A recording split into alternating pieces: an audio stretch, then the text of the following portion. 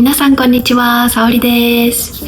今日はですね、ちょっとずっと皆さんにお話ししようか悩んでいたことについてお話ししようと思います。内容はですね、ワーホリ行くとき親に猛反対された話です。海外に行きたい、留学したい、ワーホリしたいっていう方の中で、一定数少なからずね、親とちょっと一悶着あったとか、親に猛反対されたみたいな経験がある方、また今実際にその最中だっていう方いらっしゃるかなと思います。私も実はそのパターンでですね、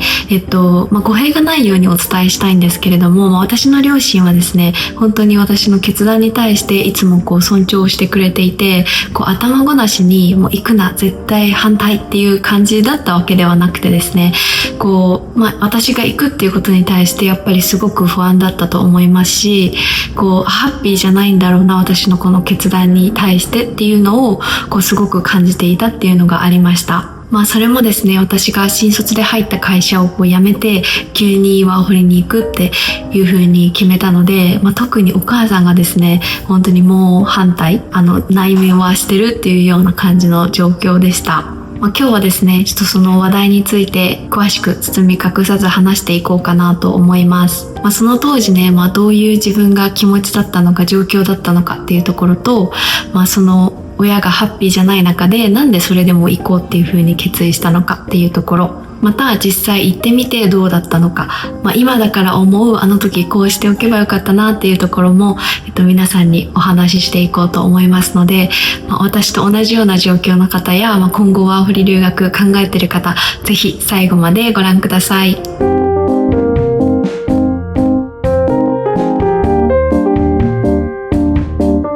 当時ですね、どんな状況だったのかっていうところから、お話ししたいと思うんですけれども、私がワーホリを決意したタイミングが、新卒で入った会社3、4年目ぐらい経った時に、ある本に出会ってですね、このやりたいことの見つけ方っていう本に出会いまして、今本当に自分がやりたいことは何なのかとか、自分の将来、人生どうしていきたいのかみたいなのにね、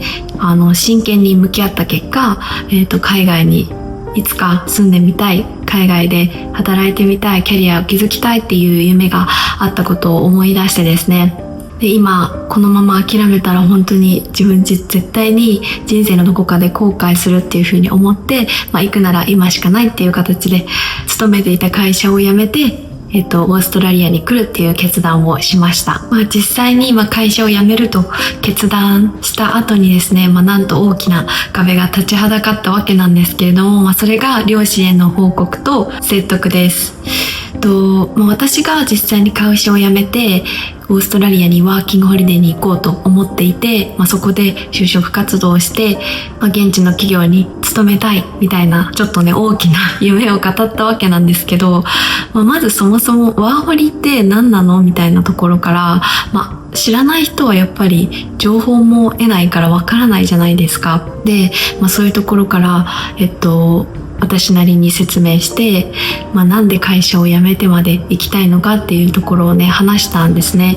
で私の両親はですね、すごく基本的に理解があって、やりたいことを全て基本的に尊重してくれたんですね。小さい時から、この習い事がやりたいって言ったら挑戦させてもらえたし、勉強しろとか言われたこと本当に一切なくって、たまたま私が勉強ちょっと好きだったので、塾に行きたいって言ったら行かせてくれるみたいな、そんな両親でした。でも、今回の決断に至っては初めてと言っても過言ではないぐらい、反対されたんですね。それも頭ごなしに行くなって言われたわけじゃないんですけれども、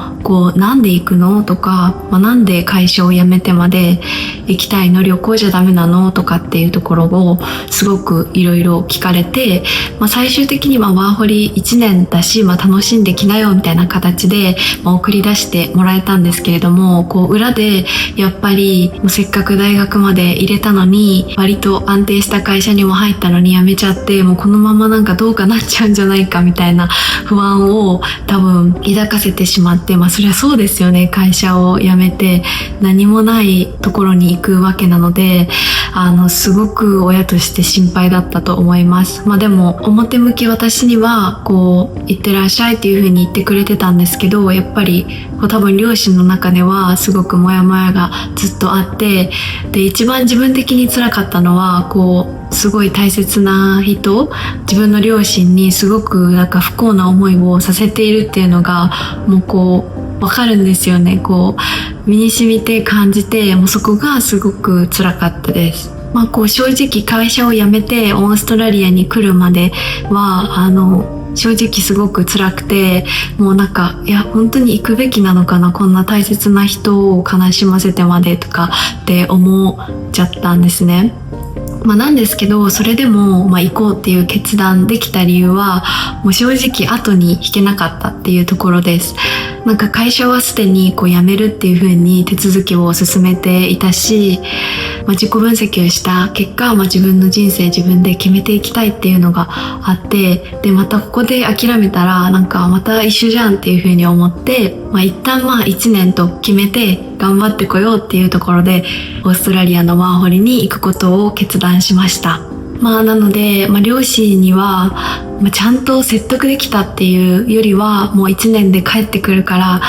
行かせてっていう感じで、両親ももう沙織のことだからもう行ったら、一回決めたら何言っても聞かないだろうみたいな感じで、はい、行ってらっしゃいっていう感じで、不安な中送り出してくれたんじゃないかなっていうふうに思います。で、実際にオーストラリアに行くって決めてからは、どうやったら両親が安心してくれるかなっていうのを考えて、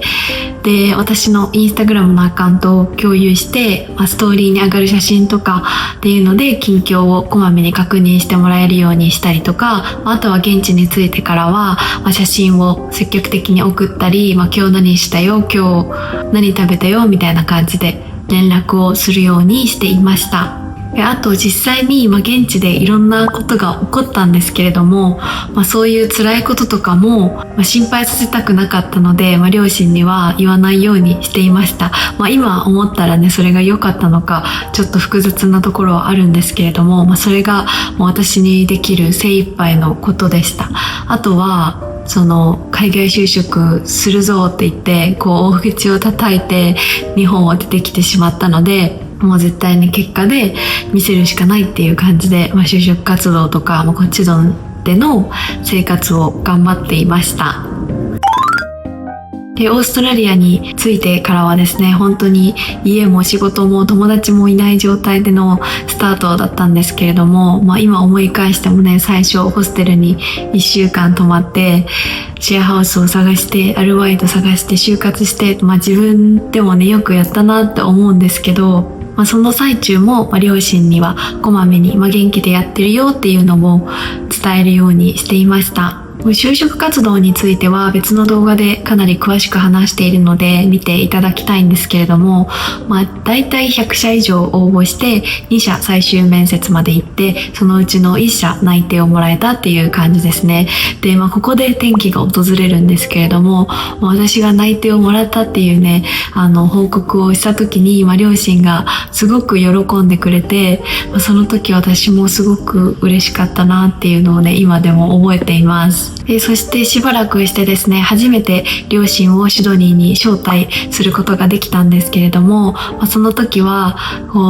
初めて私がね、シドニーに来た時もセントラルステーションに到着して、ここでね、大きなスーツケースを持って初めて降り立ったんだよっていうところとか、あとこのホステルに最初泊まったんだよとか、あとオフィスまで一緒に行って、で、つどつど写真を一緒に撮ってですね、私がどうやって生活を築いていったのかっていうのを、両親に見せることができました。で、あとですね、友達の助けもあって、すごく素敵なホテルを予約できたんですけど、そこに泊まってもらって、あとおしゃれなね、ディナーをして、いや、本当当にあの時、反対ながらも、不安ながらももちろんそうですよね。一人の娘が海外に行くってすごく心配だと思うんですけど、そこをね、送り出してくれて、応援してくれて、支えてくれて、本当に感謝していますっていうのをね、伝えました。で、両親もすごく喜んでくれて、なんか2人ともすごいねって自慢の娘だよって言ってくれて、本当に私はね、そこで泣きました。はい。今はですね、この YouTube チャンネルも私の両親、おばあちゃんを含めて見てもらってるんですけれども、でもここでいろいろ自分がどんな準備をしていったのかとか、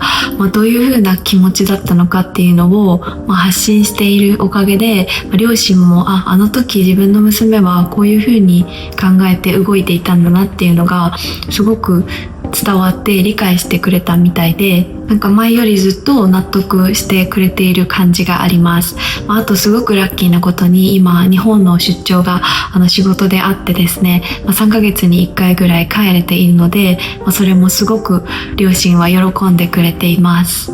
ただですね、今その過去を振り返って正直に思うことがあってですね、その当時の私は結果が全てだ、口でいくら言っても結果で示すしかない、行動で証明するしかないっていうふうに考えていたんですね。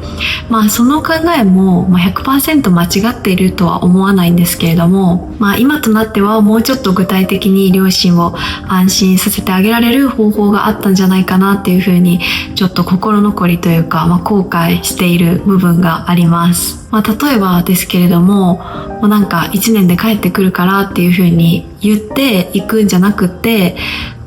一番不安な部分って、もしなんかダメだったらどうしようとか、一生仕事が見つからなかった、で日本に帰ってくる、で日本でも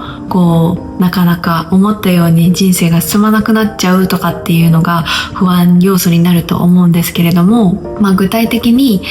こういう風な計画でいて、もしこれがダメだったらプラン B を考えていて、こうだったらきっとうまくいくんじゃないか、もしそれが無理だとしてもこうみたいな感じで、自分なりに、それが確実に将来起こなくてもいいんですよ。なので自分なりにこういう風に考えている、で、こういう風な必要な準備がある中で自分はこれだけ準備しているから大丈夫だよっていうのをちゃんとわかんないデータなりで見せてあげれば、もっと不安を和らげることができたんじゃないかなっていうふうに今思います。心配させたくないっていう思いで辛いこととかを全て隠すのも、本当に、正直それが良かったのかどうかっていうのはわからないですが、もうちょっとオープンに話せていたら何か違ったのかなとかも思ったり、未だに正解はわからないんですけれども、やってみて、あの時こうしておけばよかったなって思ったのが、今話したようなところです。はい、最後にですね、過去の私と同じように、海外への挑戦を両親に反対されているっていうふうに、悩んでいる方に向けて、一つ伝えたいことがありまして、両親もただ頭ごなしに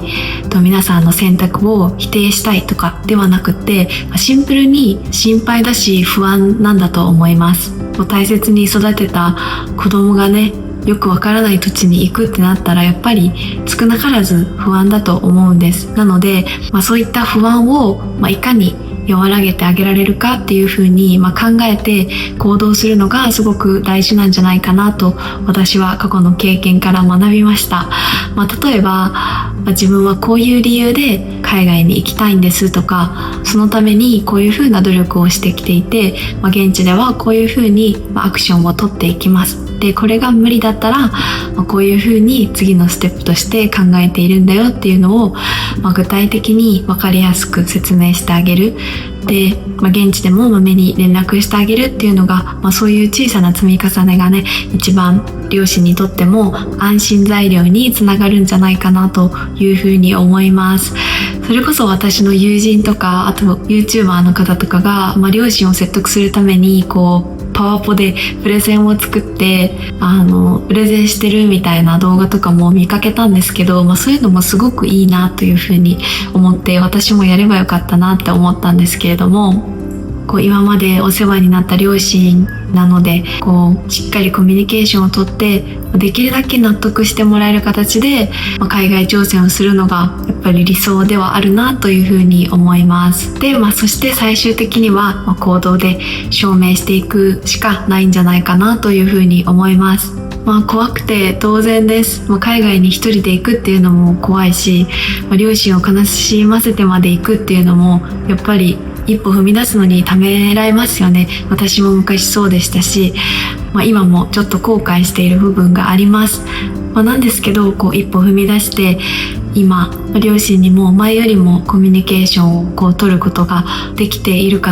と思うんですけど、あの時本当に踏み出して決断できてよかったなっていうふうに思っています。この動画がですね、同じような悩みを抱えている方の、少しでも力になって海外挑戦への一歩をね、背中を押せるような動画になったら嬉しいなと思います。本日も最後まで見ていただきまして本当にありがとうございます。チャンネル登録まだの方はぜひ今チャンネル登録をお願いします。またいいね、コメントも全部見ております。毎回コメントくださる方ありがとうございます。これからも海外就職に関することとか私の経験をシェアしていくので、動画楽しみに待っていてくれると嬉しいです。ではまた次の動画でお会いしましょう。バイバーイ。